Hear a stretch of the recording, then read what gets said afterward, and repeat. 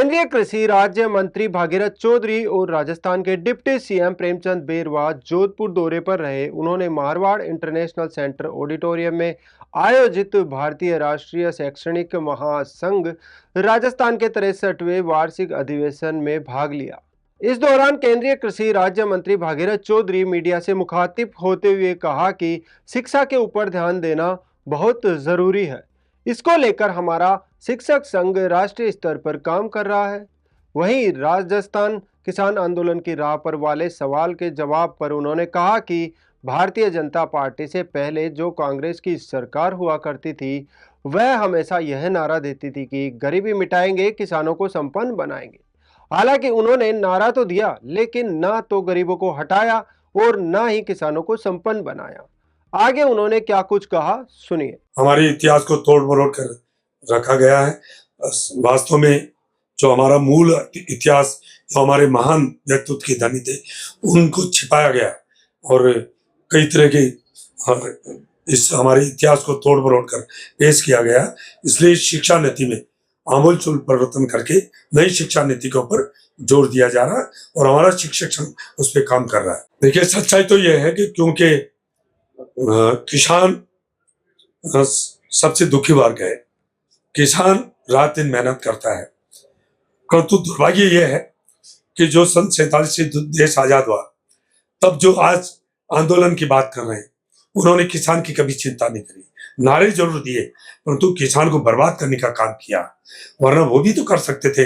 आज प्रधानमंत्री मोदी जी के नेतृत्व में 10.5 साल में इस देश के अन्नदाता किसानों के लिए, चाहे किसान सम्मान निधि देने की बात हो, चाहे एमएसपी बढ़ाने की बात हो, अनेक उन्होंने काम किए। यदि वो करते तो आज किसान की हालत, अब वो घड़ियाली आंसू बहाते हैं। वो उन्होंने कभी किसान हित की बात ही नहीं करी। उन्होंने नारे जरूर दिए, गरीबी हटाओ के नारे दिए, गरीबी नहीं हटाई, गरीब को हटाने का काम किया। परंतु मोदी जी के नेतृत्व में इस देश के अन्नदाता किसानों के लिए जितना भी बेहतर कर सकते कार्य का कार्य किया जा रहा है। आपको लगता है केंद्र सरकार ने जो एमएसपी लागू की है वो फायदेमंद है? नहीं तो किसान बहुत फायदेमंद। मैं बता रहा हूँ, जैसे बाजरा पूरे हिंदुस्तान में सबसे ज्यादा राजस्थान में होता है। 2014 के पहले 1250 रुपए एमएसपी थी, आज 2625 रुपए। ऐसे ही आप अनाज की ले लो, दालन की ले लो, तिलहन की ले लो, हर एक में एमएसपी 2 गुना, 2.5 गुना, 3 गुना बढ़ाई है। यदि वो बढ़ाते तो आज किसान की हालत रहती क्या? तो इसलिए मोदी जी चाह रहे हैं इस देश का किसान समृद्ध हो, खुशहाल हो, और उसके लिए कई तरह के प्रयत्न कर रहे हैं और किए जा रहे हैं। परंतु ये इस तरह के जो आंदोलन की बात कर रहे हैं, इन्होंने कभी किसान हित की बात ही नहीं करी। सरकार से कोई वार्ता के लिए बात की है उन्होंने कि इसके लिए वार्ता करे पहले आंदोलन? जब भी कोई वार्ता करने के लिए करना चाहे, हम तैयार है वार्ता करने के लिए। और वो आए, नहीं तो हमें बुलाए, हम उनके बीच में जाने के लिए तैयार है। वो कुछ नहीं है, सिर्फ राजनीति करते हैं, किसान के हित की बात कभी करती ही नहीं है। वही कार्यक्रम में शामिल होने से पहले जोधपुर एयरपोर्ट पर डिप्टी सीएम प्रेमचंद बेरवा का फूल मालाओं से पार्टी के पदाधिकारी और कार्यकर्ताओं ने स्वागत किया। इस दौरान डिप्टी सीएम प्रेमचंद बेरवा के साथ कैबिनेट मंत्री जोगाराम पटेल भी मौजूद रहे।